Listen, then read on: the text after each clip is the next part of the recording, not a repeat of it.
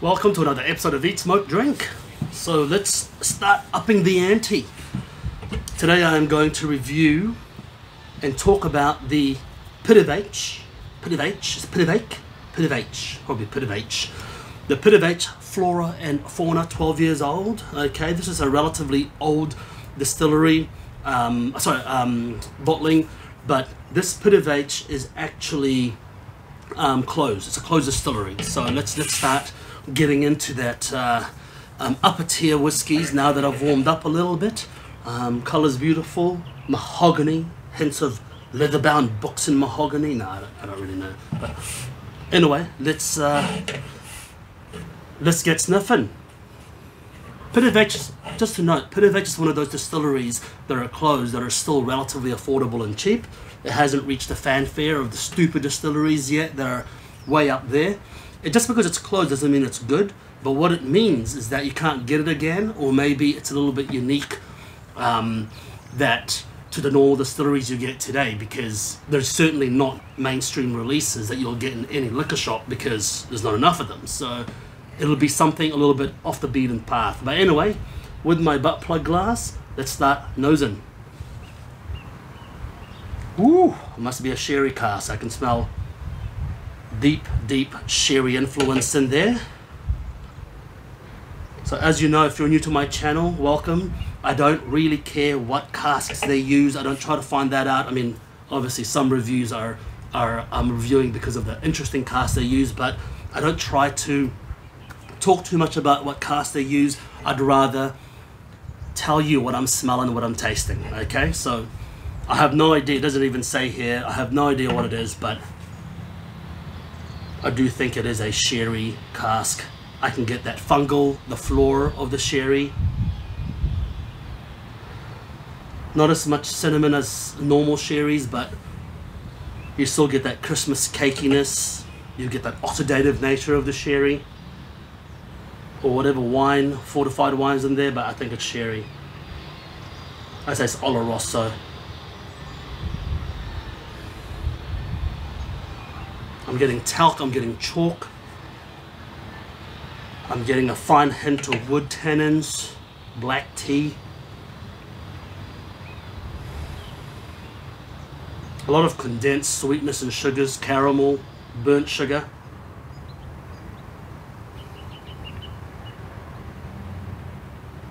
Wet gravel, wet soil.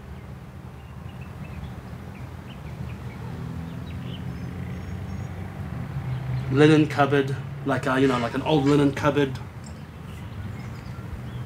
It's got a wet leatheriness to it. I love these glasses. These glasses reveal so much of the whiskey. So much.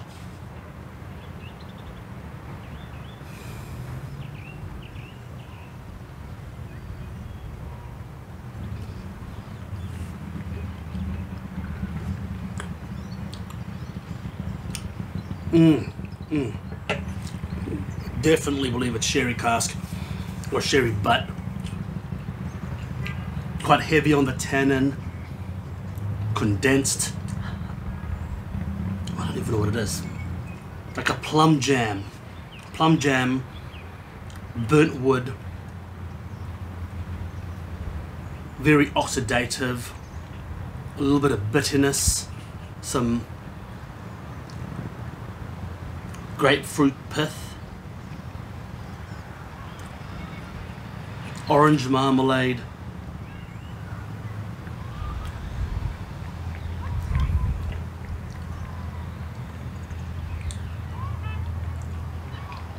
There's a soiliness to it, a pinch of black pepper. Very mellow. It is only 43%. Very mellow palate, but for such a mellow 43%, the finish is relatively medium to long, which is quite surprising. I certainly wouldn't want to ice this or put water in this, and if you do, you can cry it off. You're bloody in the heathen. In fact, if you put ice on the whiskey, then you better be buying the cheap stuff, because good stuff you should never put ice in there. It's my opinion. It's polarizing. People say drink how you want it. No, you can ride off, because because I think that if you're going to appreciate a true single malt, a single barrel, don't spoil it with ice and tapering the flavor in your palate. Get used to the flavor. Drink it slow, sip it slow. If you're going to drink your average Glenfiddich, Glenlivet, some entry-level Ardbegs and Kalilas, yes, ice that shit, okay? But if you're going to drink something like this, honestly, do not ice it, because otherwise you will lose the nuanced flavors.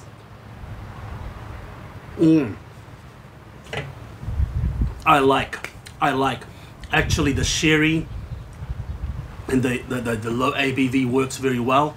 I've had Pittyvaich before and they haven't all been that spectacular, but generally Pittyvaich is a pretty good distillery. I don't understand why they closed it, actually. It's a shame. I mean, but you know, it is what it is. Diageo will do what Diageo does.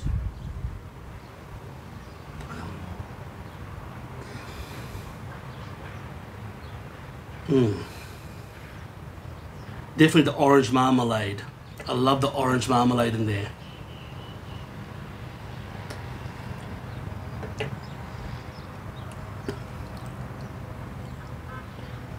On the back of the palate, there's also a little bit of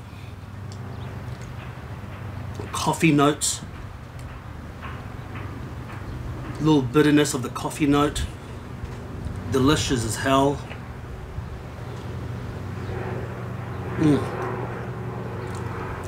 I think though,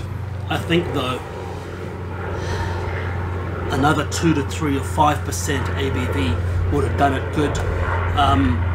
Would have given that extra mouthfeel. It would have given that extra oomph, extra balls. You know, alcohol is the glue of flavors, and when you water it down, you separate the flavors and the alcohol, and it just isn't as cohesive.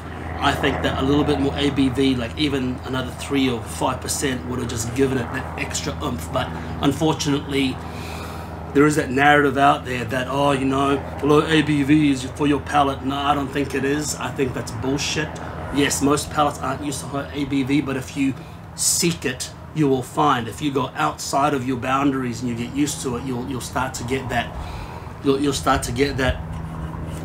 Your palate used to the ABV, and then you'll start to get those flavors. Also, of course, accounting, you know, the lower the ABV, the more volume you can produce, the more bottles you can sell. It's just all math. It's all money, baby. You know, I'm cynical, but it's true. You know, people do strange and ridiculous things in the face of money. And in this case, that extra 5%, I think, didn't do this distillery, this bottling justice, okay? That extra 3 to 5% would have done it proper justice.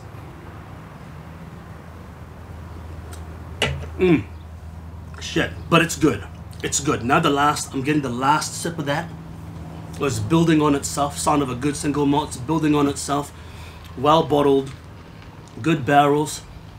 I'm getting a little bit of soapiness in the back end. I know it sounds strange, but it's very delicious. It's got that oily, dry mouth feel, like when you eat soap. You know, when you swear, when you're little and you swear and your parents make you eat soap, that kind of thing. Is that child abuse nowadays? Who gives a shit? You know, maybe the man I am today. So, thank you for your. It's my second drive of the day, and I'm already slurring. Thank you for joining me today. Make sure you eat, smoke, drink. That is not medical advice. And join me next time. Cheers.